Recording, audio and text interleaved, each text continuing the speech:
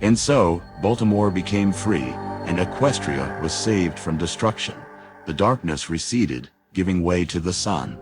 And the city shined on the eve of dawn, the first one in this century. All three equises, as well as the dimensions of Limbo and Tartarus, were finally protected from mutual destruction by each other. The project Mayday has started working, restoring the boundaries between the three worlds. His magic shine with hope, lighting the way for years to come, as is the hope of the pony after whom he was named.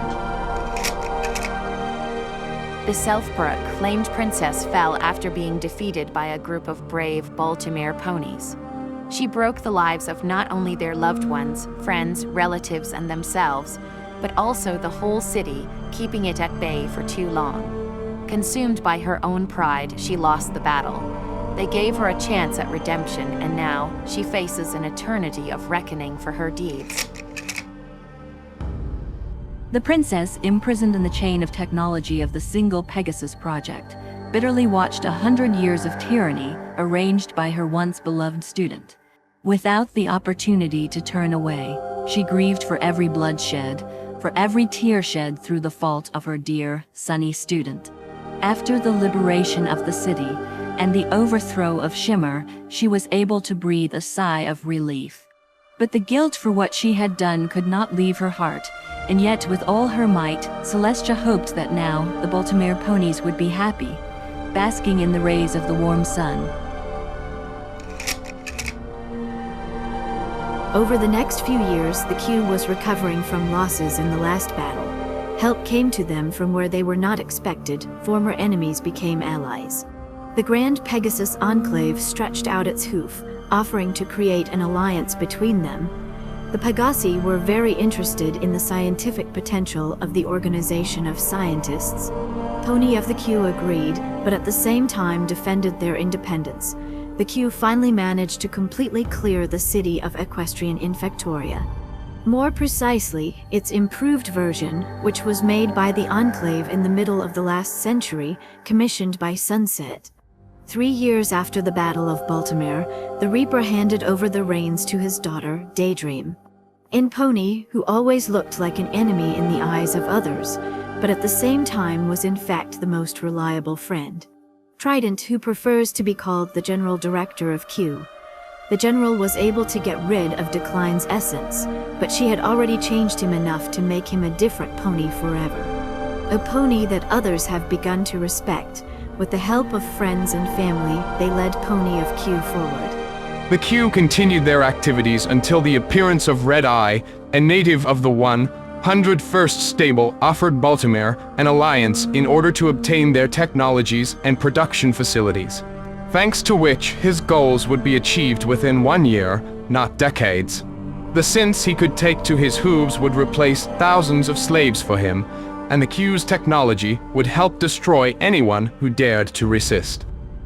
But the Baltimore ponies refused him, not even letting him in the doorway.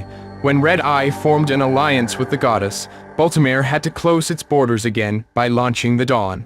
The emissions from the towers reliably protected the city, giving a strategic advantage to his ponies, who tried in every possible way to prevent the Red Eye from realizing his plans to capture Equestria. With the help of QB, they hacked his sprite bots, preventing them from spreading their word on the wasteland. The ponies of Shadows were an undoubted competitor to the goddess Alicorns, in no way inferior in their abilities to psionics. When the goddess and Red Eye were defeated, Baltimore reopened its doors to the world. Ahead, the Q was not the last role in the history of the Equestria Renaissance.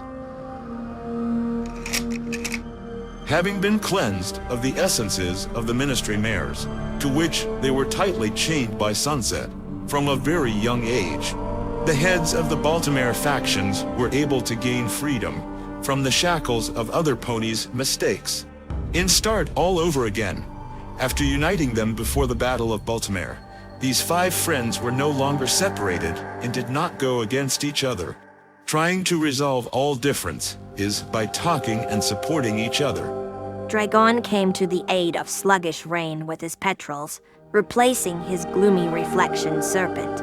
The griffin appealed to the historical pride of the vultures, and they heard his words, trusting, as to their new leader, that spreading wings enveloped in solar flames led them forward. Griffins occupied one of the central places in the hierarchy of the city, becoming its reliable defenders of order. Sluggish himself retired from management, taking up the gradual restoration of the airport, and preserving all the heritage in it that remained from the past. Although he was called to the Enclave, he still remained loyal to the city and his friends. Mare, together with her synths, took up the work of restoring the city's production facilities. Baltimore, growing stronger after years of famine and bloodshed, gradually began to grow and become more densely populated. Synths helped to clean and restore buildings, build new ones, and put long-neglected factories in the city into operation. 15 years later, a small but new ship appeared in the port of Baltimore, which became the first built after the war. There were still many ponies in the city who were skeptical, but the synths gradually began to be accepted in society, respecting their work, which the cyborg mare was incredibly happy about. Schlam and its bulldozers continued to fill up farmland within the city limits. The very next season, after the cleansing of Baltimore from Equestrian infectoria, the crops gave the first healthy shoots. The city was able to breathe a sigh of relief. No more ponies will suffer from hunger. In the future, Baltimore even began sending caravans with humanitarian aid to the nearest cities available for trade, including Huffington. One day, he finally found out the truth about Doubledecker's death, and was even going to take revenge by taking Frost's life. The life of Pegasus volunteered to defend Hexabucker, who offered an alcoholic battle. As you might guess, the winner is the one who can overdo not only the boss, but also any other alcoholic in Equestria, especially after several liters of moonshine, drunk from a glass sledgehammer during the Battle of Baltimore. After losing, the Schlam eventually relented, forgiving and letting go of the past. Bit's coin was happier than anything else when the city's factions began to establish ties, especially trade ones. The entrepreneurial Apple streak could not drain from his blood even after cleansing from the essence of Applejack. And Bits became one of the main bigwigs that raised the city's economy. To be honest, even without the increased income, it was nice to see the city shine again. What happened to the strangest of their group of ponies? Codger Blank was the only one of his friends who refused to let go of a piece of the pony of the past from himself. When Codger's name was cleared of all dirty rumors, the Earth Pony took on the job that Pinkie Pie could only be proud of. Codger started throwing parties for every pony in town that needed it. Having found a magical, almost living house among the buildings of the old commune, enchanted by the great magician Maya's Mo himself, Codger turned it into a party house, the doors of which were open to every stallion, mare or foal. 10 years after the Battle of Baltimore, and after Stryker's retirement, Dayline became the new elder of the Steel Rangers, the first among the unicorns, and although he still looked at the world around him naively and with sincere hope, he always had family and friends around him who were ready to support him in all difficulties. Not everyone accepted such a drastic change, maintaining the conviction that only an Earth Pony can be a true defender in armor. But they remained in the minority while the rest went forward, eager for changes in the ossified organization. Toaster thieves, as the Reaper jokingly called them. With the arrival of Dayline to manage the Steel Ones, the organization began to recruit not only Earth Ponies, but also unicorns, Pegasuses, Griffins, Kirins, and even a couple of Kelpies into its ranks. Having borrowed power armor for unicorns and Pegasus from their sister Daydream from the Q, the Steel Rangers of Dayline began to represent a motley gang that stood in another strong stronghold of protecting the city from anybody who would like to come with evil intentions. 1712, there are rumors that Dayline met personally with another unicorn elder, cottage cheese, who cut off his horn in order to become a knight. Just wonder what his reaction was when he found out that it was possible to simply improve his helmet and not sacrifice a horn for this. The Rangers of the Baltimore branch tried to get in touch with their other units. Unfortunately, for the most part, they remained misunderstood. They have remained loyal to protecting and helping the ponies of the city, rather than searching for and capturing the technologies of the past. The oppositionists, generated by the Steel Rangers who came to the surface, lost the meaning of their original name and became just another part of the United Baltimore. Over the years, the boundaries have erased, and the long-standing feud between the Steel Rangers, the Baltimore 5 leaders, and the Q groups has been forgotten. Alliances grew, and friendships grew stronger every year. With the release of a group of immigrants from the 86th, which forever changed the fate of this city, the Stable 86 opened its doors to the world. The stable ponies joined the Society of Baltimore and shared their stocks of recycled provisions with the rest of the city until the Equestrian Infectoria issue was resolved. After the departure of Sunflower Scream from the post of Overmare and returning to her home world, the first of the stable Overmare, Nightingale, who came out of cryo, sleep along with the rest of the ponies of the past, took her place again. Gale was reunited with her husband, Verpondo, and daughter, Ponferrada. They also adopted Frostimtai into their family, who carried the essence of fur and was very similar to fur with Ponfi, and whom the whole city wanted to wean from occupying the pillars. Famer, who left the realm of icy oblivion, missed all the most interesting things. The fall of False Dawn, the fall of his most devoted pony, which with the help of Essence became literally his copy and saving the world from distraction, which he and his cult so aspired to.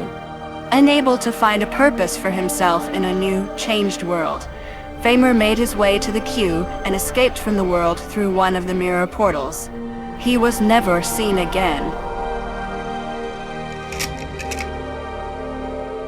After a long journey so far from home, Starless returned home to the Crystal Empire. The war with Kolos that had begun was still going on. But now, thanks to the Default Project, the developments of Parabola and the Q, the ponies of the Crystal region had an advantage. In addition, she received another proof that not everything that seems dark and gloomy is necessarily evil, and in fact capable of a much stronger love than many could not have imagined. After her return, Tundra told Everpenny about what she saw in Baltimore, about the shining city, about the shadows in it living in harmony with ponies, about the wonders of technology that the city hid deep within itself, and that in the future could be useful to all Equestria, but for now they must be firmly preserved and the friends she will be to remember with warmth the long years of her life. 2 years later, after the Battle of Baltimore, after the Dawn was transferred from total protective isolation to its usual radiolocation tracking systems, and the path to the rest of Equestria was opened, Trident left the city among the first to explore the equestrian wasteland that he had discovered.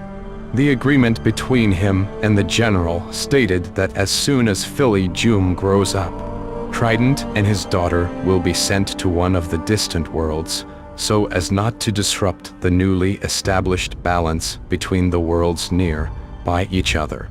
That's just it. Something went wrong and Trident and Destroy Joom found themselves in completely different worlds, separated from each other.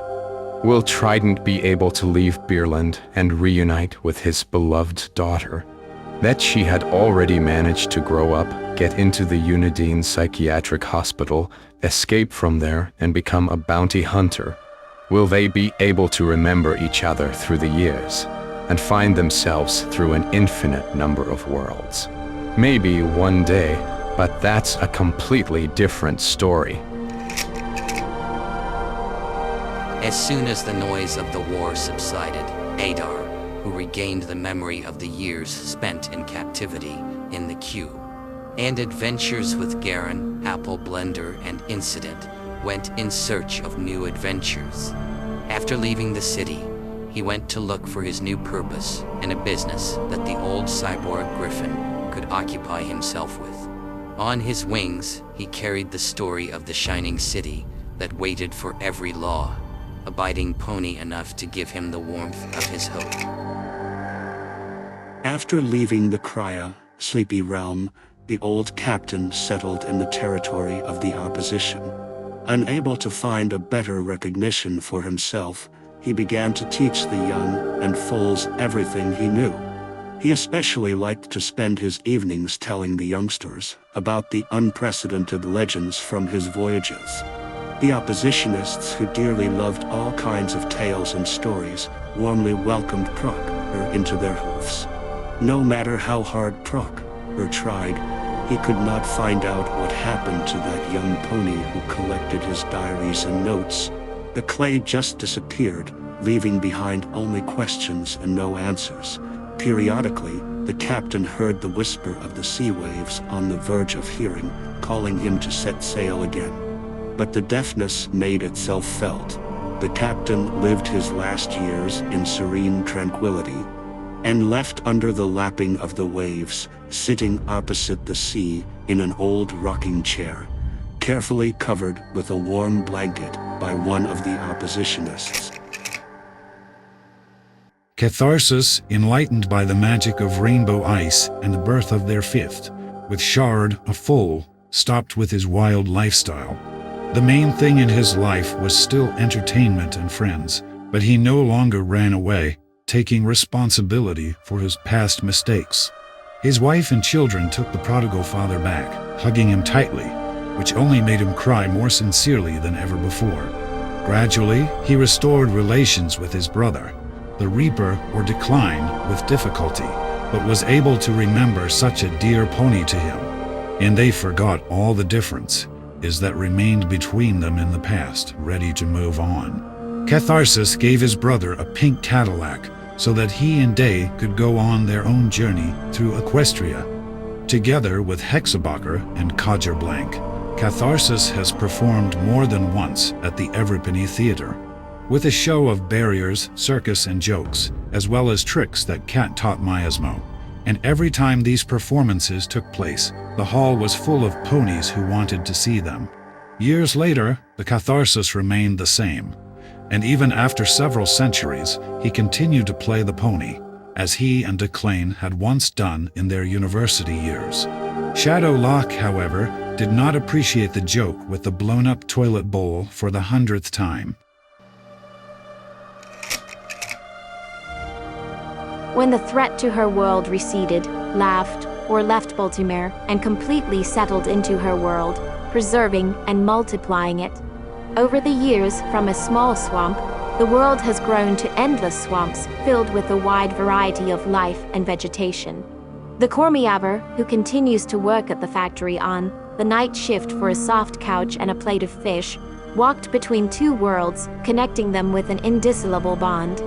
After becoming Cerberus, Laftror was given a new responsibility to be the keeper of the gates to Tartarus. However, Pinkie Pie's clone, who was the current ruler of the Tartarus dimension, did not force her to work incessantly, letting her decide how she would do her duty.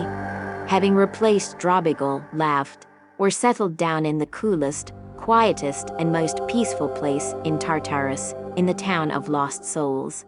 Among the rest of the tombstones, swamps and lost ghosts that quietly whispered their stories. Occasionally, she still looked into the world of the living, checking if the Cormiaver was all right and if he needed more ointment for his peeling skin. Old friends were always happy to see her, even though she never stayed long when she remembered how noisy it could be around ponies sometimes. On one of her visits to the city, Love discovered a huge rat hiding in the sewers. Somehow she reminded her of an old, lost friend.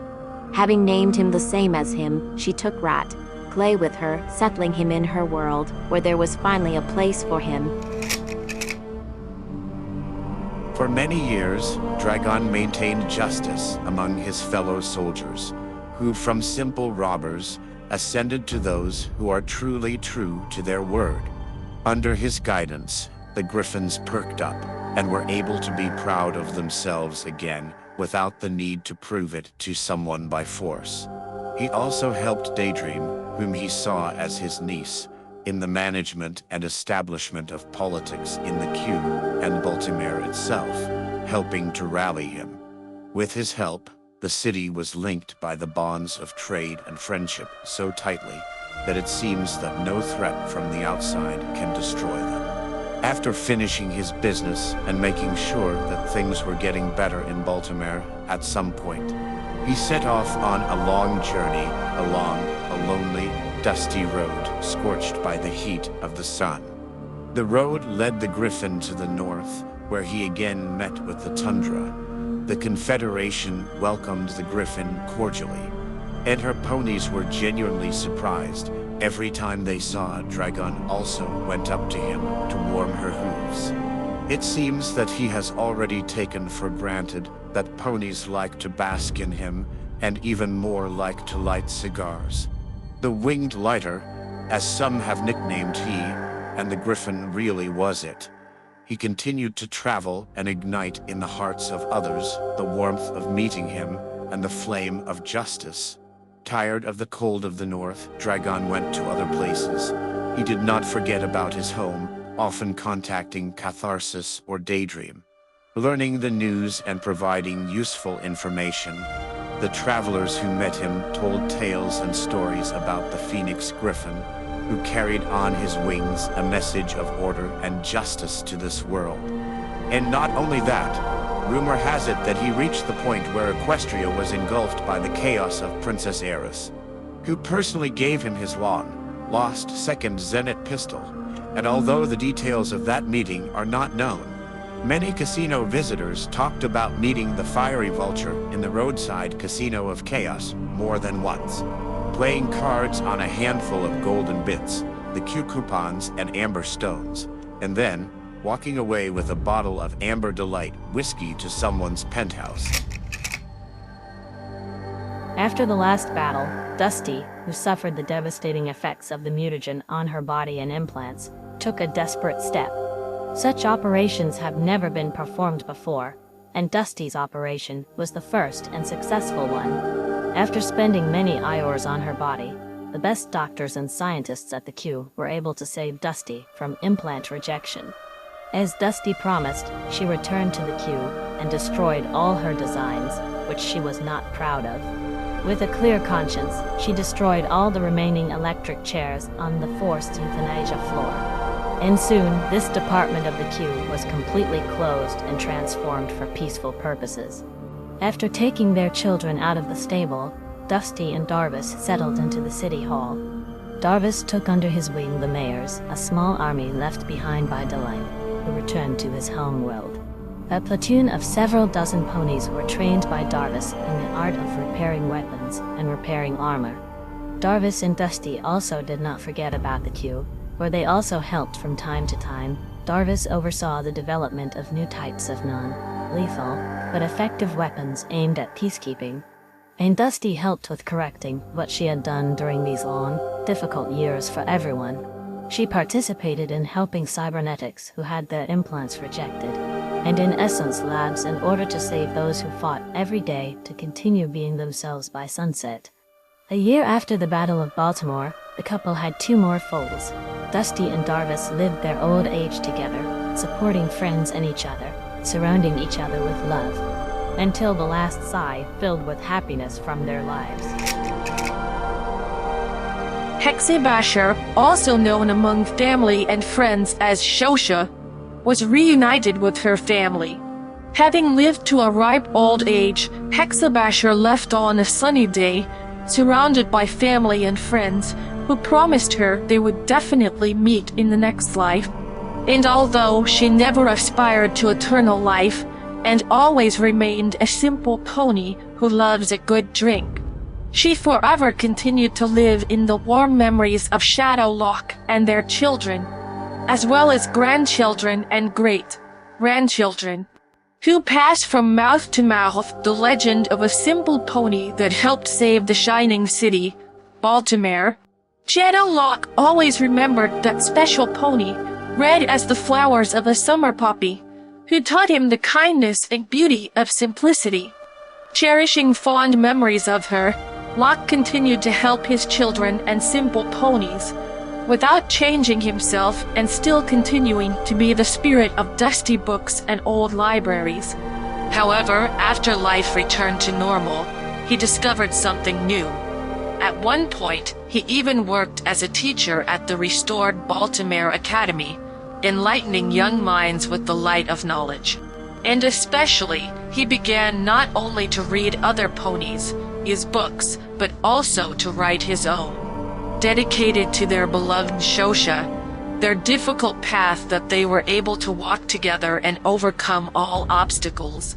A book was also published under his name, telling about all the events and how the city was able to regain its lost light.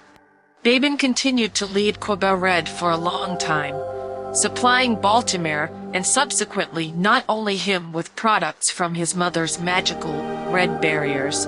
Flo helped both her brother and the Q scientists who were researching ways to travel to other worlds, this time with all care and maintaining a balance between them.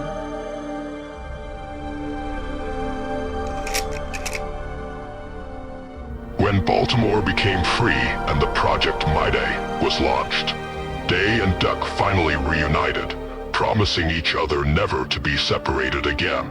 The nightmares of the pain they had lived and the horrors they had endured haunted them for a long time after each sunset. But together, they were going to cope with everything that was in store for them.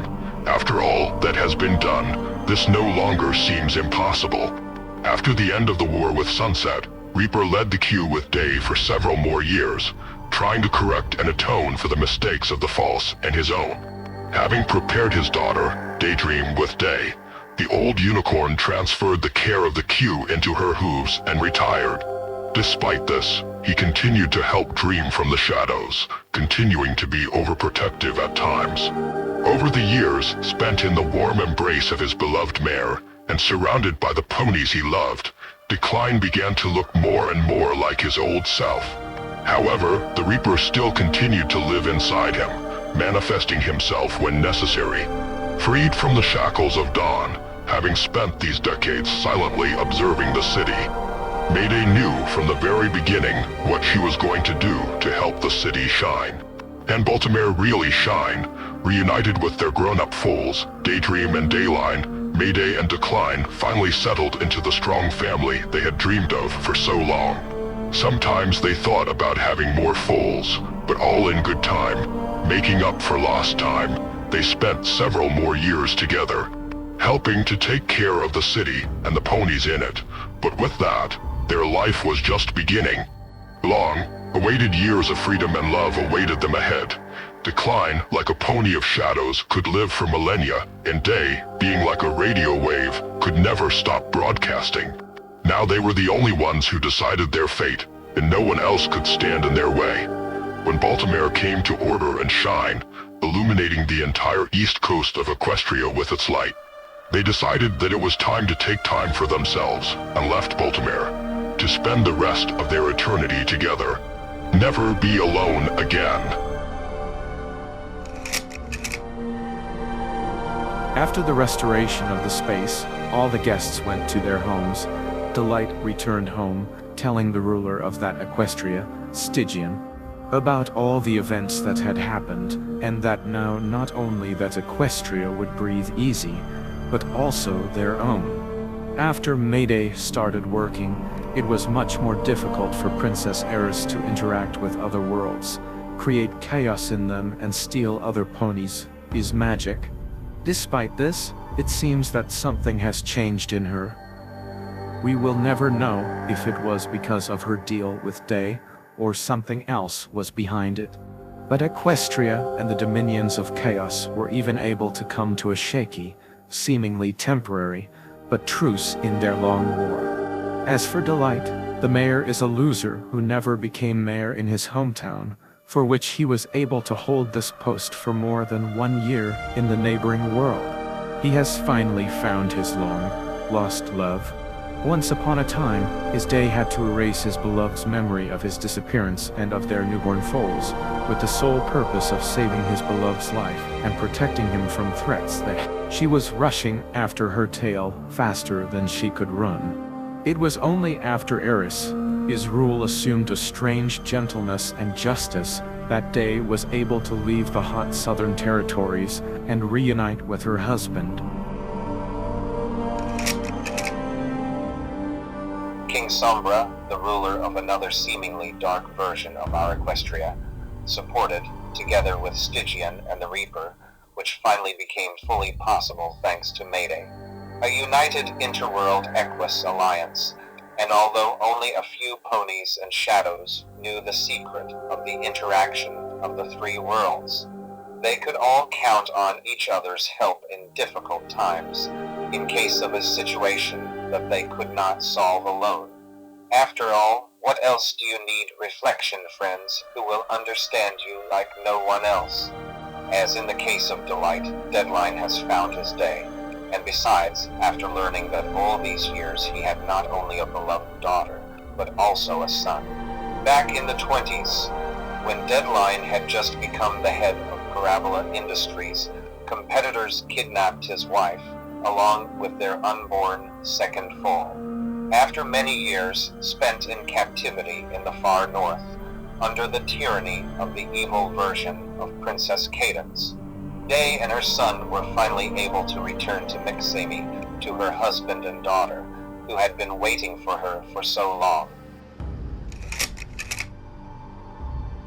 After finishing their business in the queue and Baltimore in general, handing over control of the city to friends and their children, Mayday and Decline were finally able to go on a trip to Equestria, taking an old, but such a native pink Cadillac. They set off on their way to find out the fate of their native places, ponies once familiar to them, and relatives who have become distant.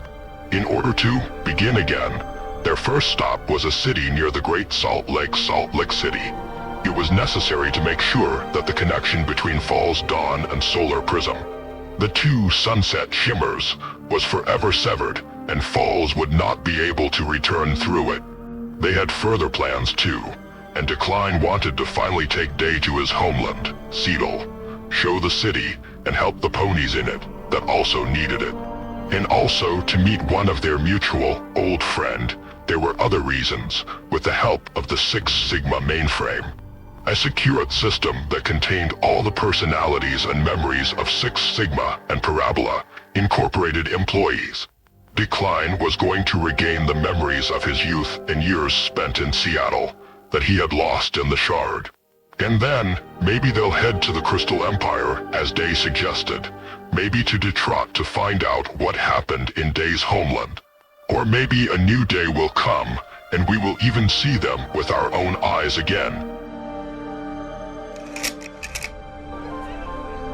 By the end of May 2100, Seedle was seething with its own passions related to the despotic rule of the immortal machine, once known as Starlight Glimmer or Star Glare, which she called herself while working at Parabola Incorporated. An old friend, Fullrust Crunch, along with the mainframe Securite, which was created by Six Sigma at the request of Solar Prism, led the resistance movement to the totalitarian Glimmer regime, but for now, they were just sitting at the bar, rejoicing at the victory of their dearest friends in Baltimore. Sometimes you wanna go where everybody knows your name, and they're always glad you came. You wanna be where you can see our troubles are all the same. You wanna be where everybody knows your name. You wanna go where people know people are all the same. You wanna go where everybody knows your name. Seedle was going through its toughest times in its entire history. Glimmer was hardly better than Sunset. A ban on bearing a name, a ban on cue cards replaced by 2 stripes, a ban on opinion, love, friendship, and fate. The ban on that, to be a pony, the latest generation synths created by the local Q facility, indistinguishable from real ponies, replace the living ones, depriving them of their jobs and place in the world. Teaming up with a group of new heroes, Crunch and Securit are going to give the last battle to the corporation, which has brought so many problems in countless versions of Equestria in this and other worlds. Another war, for freedom, for dreams, and for hopes for a bright future for ponies. Some things have to stay the same. War never changes, and Baltimore, the city that shines forever.